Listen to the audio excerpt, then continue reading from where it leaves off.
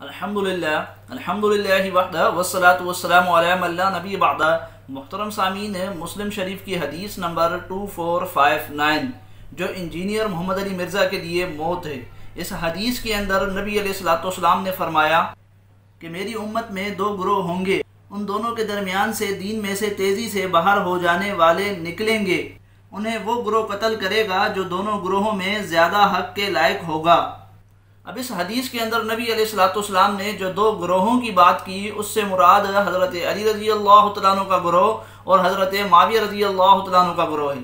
और इनके दरमियान से जो तीसरा ग्रोह दीन से तेज़ी के साथ निकलेगा तो वो खवारिज का ग्रोह है, और उनसे किताल करने वाले हज़रत अली रज़ी अल्लाह तआला अन्हु और उनकी जमात है, जिनके लिए नबी अलैहिस्सलातु वस्सलाम ने फरमाया कि वो हक के ज़्यादा करीब होंगे।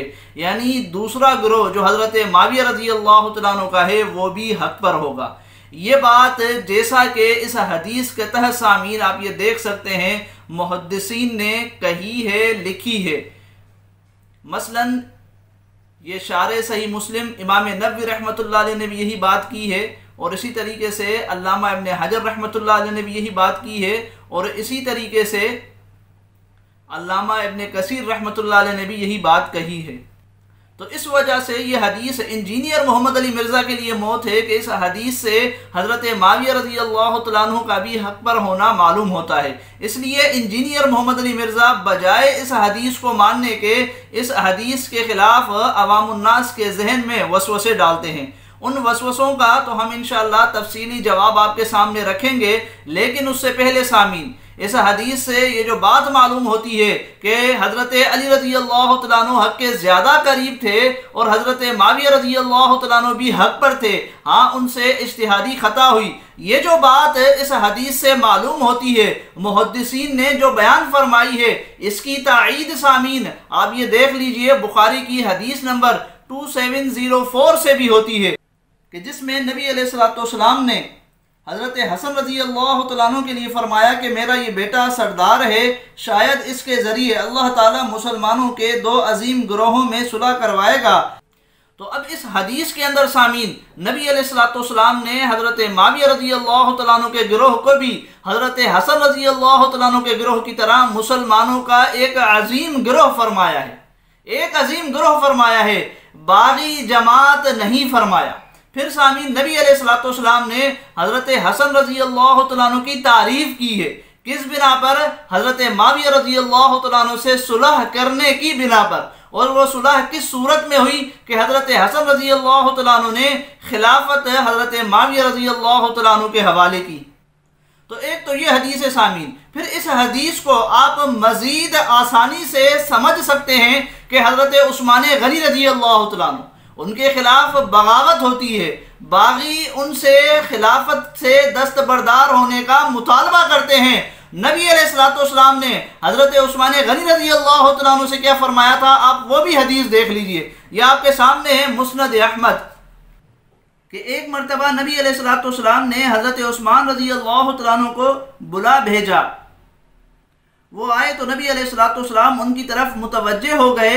नबी अलैहिस्सलातु वस्सलाम ने इस गुफ्तगू के आखिर में हज़रत उस्मान गनी रज़ी अल्लाह तआला अन्हु के कंधे पर हाथ रख कर फरमाया, उस्मान अन करीब अल्लाह ताला तुम्हें एक कमीज़ पहनाएगा, यानी खिलाफत की। अगर मुनाफिकीन उसे उतारना चाहें तो तुम उसे ना उतारना, यहाँ तक के मुझसे आ मिलो। 3 मरतबा ये जुमला दोहराया।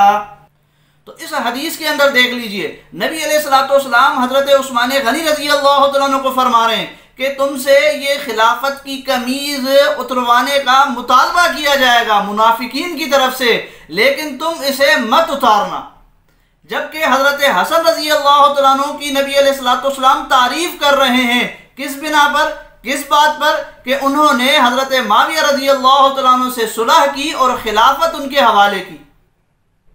तो ये फ़र्क सामीन है वाज़े अहादीस मुबारका के अंदर मौजूद है।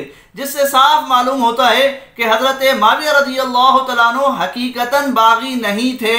और इससे ये बात भी मालूम होती है कि ये हदीस उस मुस्लिम वाली हदीस की तायीद करती है 2459 की, कि जिसमें हजरत अली रज़ी अल्लाह तआला अन्हु का हक के ज़्यादा करीब होना और हजरत माविया रज़ी अल्लाह तआला अन्हु का भी हक पर होना मालूम होता है। हाँ, उनसे खता इज्तिहादी हुई। इसी तरीके से सामीन हजरत अली रज़ी अल्लाह तआला अन्हु का फतवा, उनका फतवा भी इस मुस्लिम वाली हदीस की तायीद करता है। आप ये देख लीजिए, मुसन्नफ इब्न अबी शैबा इमाम बुखारी रहमतुल्लाह अलैह के उस्ताद की किताब है, कि जिसमें हजरत अली रज़ी अल्लाह तआला अन्हु से सिफ़ीन के मक़तूलीन का हुक्म पूछा गया, तो आप रज़ी अल्लाह तआला अन्हु ने फरमाया कि उनके और हमारे मक़तूल सब जन्नती हैं।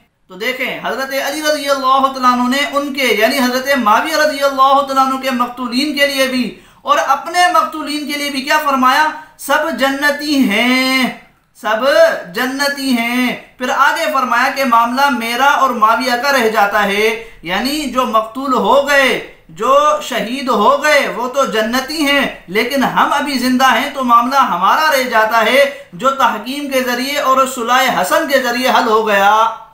तो हजरत अली रज़ी अल्लाह तआला अन्हु के इस फतवे से भी देखिए सामीन, यही बात मालूम होती है कि हजरत माविया रज़ी अल्लाह तआला अन्हु की जमात भी हक पर थी। हाँ, उनसे खताए इज्तिहादी हुई, तभी हजरत अली रज़ी अल्लाह तआला अन्हु उनकी जमात के मक़तूलीन के लिए फरमा रहे हैं कि वो भी जन्नती हैं, वो भी जन्नती हैं। तो बहरहाल सामीन, ये जो मुस्लिम की हदीस है 2459, ये इंजीनियर मोहम्मद अली मिर्ज़ा के लिए मौत है। और इस हदीस की तायीद बुखारी की हदीस से भी होती है और हज़रत अली रज़ी अल्लाह तआला अन्हु के फतवे से भी होती है।